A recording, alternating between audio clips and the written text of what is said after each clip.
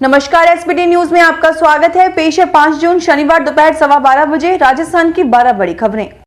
वर्ष 2020 में कोरोना की आहट के कुछ दिनों बाद वैष्णो देवी यात्रा बंद कर दी गई थी और मंदिर तकरीबन 4 महीने बंद रहा था। लेकिन 2021 में कोरोना की दूसरी लहर के दौरान मंदिर खुला रहा। मई में यहाँ दर्शन करने के बाद जम्मू में छुट्टियां बिता रहे दिल्ली के रतन कहते हैं कि मैं कई बार वैष्णो माता के दर्शन करने जा चुका हूँ, लेकिन श्रद्धालुओं की इतनी कम संख्या मैंने पहली बार देखी। पहली बार इतनी आसानी से खुला दर्शन हुआ।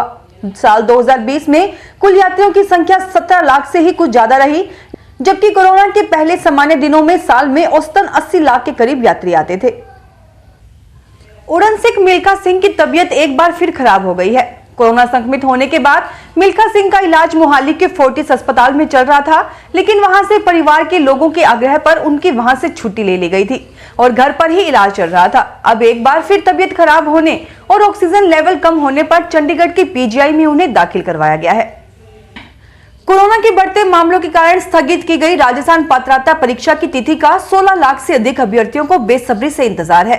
अभी तक रीट परीक्षा 2021 की तिथि नहीं घोषित की गई है।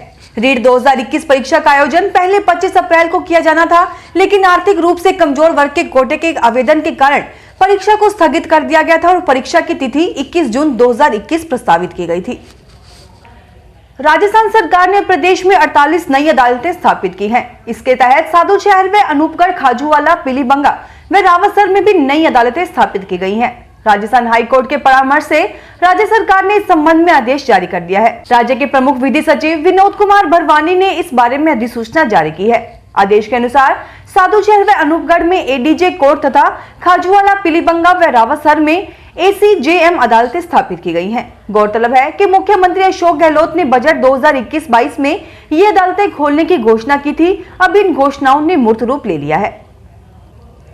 कोटा के बीजेपी विधायकों के लिए जिला कलेक्टर का चैम्बर धरना स्थल बना हुआ है।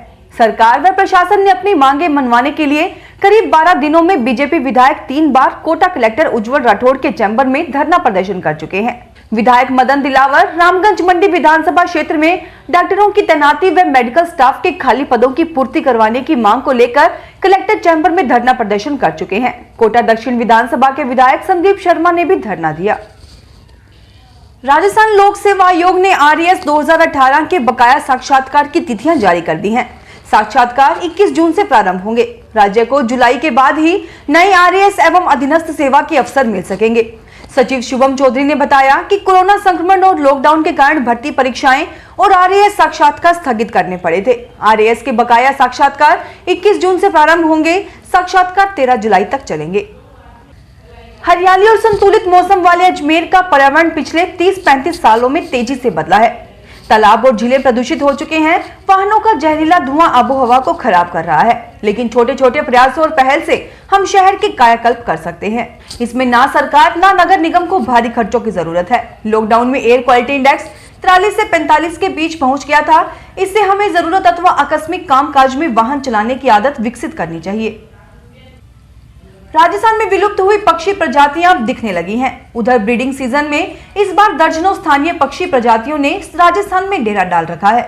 कारण सिर्फ एक है कि कोरोना काल के दौरान आबोहवा शुद्ध हुई तो स्थानीय पक्षियों की चहचहाट फिर से सुनाई देने लगी। इसे बेहतर संकेत माने जा सकते हैं कि प्रदेश में पक्षियों के कुनबे में बढ़ोतरी दर्ज हो रही है। बड़ी बात यह भी है कि प्रदेश के हर छोटे बड़े तालाबों पर बरसों पहले तक दिखाई दिए पक्षी फिर से डेरा डाल रहे हैं।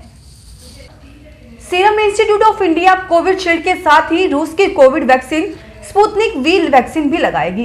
सूत्रों के मुताबिक देश की ड्रग रेगुलेटरी अथॉरिटी ने शुक्रवार को इसकी मंजूरी दे दी। इसके बाद कंपनी वैक्सीन का टेस्ट और एनालिसिस कर सकेगी। अब तक स्पुतनिक वी को भारत में डॉक्टर रेड्डीज लेबोरेटरीज बना रही है। भारत में स्पुतनिक वी की 85 करोड़ डोज बनाई जानी है। भारत में बनने वाली वैक्सीन दुनिया में कहीं भी बनाई जाने वाली स्पुतनिक वी का 65% से 70% हिस्सा होगा। 12वीं की परीक्षाएं भी रद्द होने के बाद सीबीएसई ने प्रमोशन फॉर्मूला बनाना शुरू कर दिया है। बोर्ड ने एक हाई लेवल कमेटी का गठन किया है।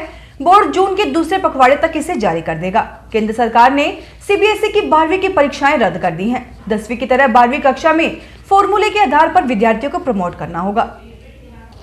नीति आयोग के सदस्य डॉक्टर वीके पॉल ने बताया कि अवर वर्ल्ड इन डेटा के मुताबिक भारत में वैक्सीन का कम से कम एक डोज पाने वालों की संख्या 17 करोड़ 2 लाख है। इस मामले में हम अमेरिका से आगे निकल गए हैं। इसके अलावा 60% से ज्यादा बुजुर्ग आबादी को भी वैक्सीन का कम से कम 1 डोज लग चुका है। देश में कई राज्यों से वैक्सीन की बर्बादी के कई मामले लगातार सामने आते रहते हैं। इसको लेकर अब प्रधानमंत्री नरेंद्र मोदी ने भी अपना सख्त रुख अपनाया है। उन्होंने शुक्रवार को देश में कोरोना और वैक्सीन की स्थिति को लेकर हाई लेवल मीटिंग की। इस दौरान उन्होंने अधिकारियों को वैक्सीन की बर्बादी रोकने के सख्त आदेश दिए।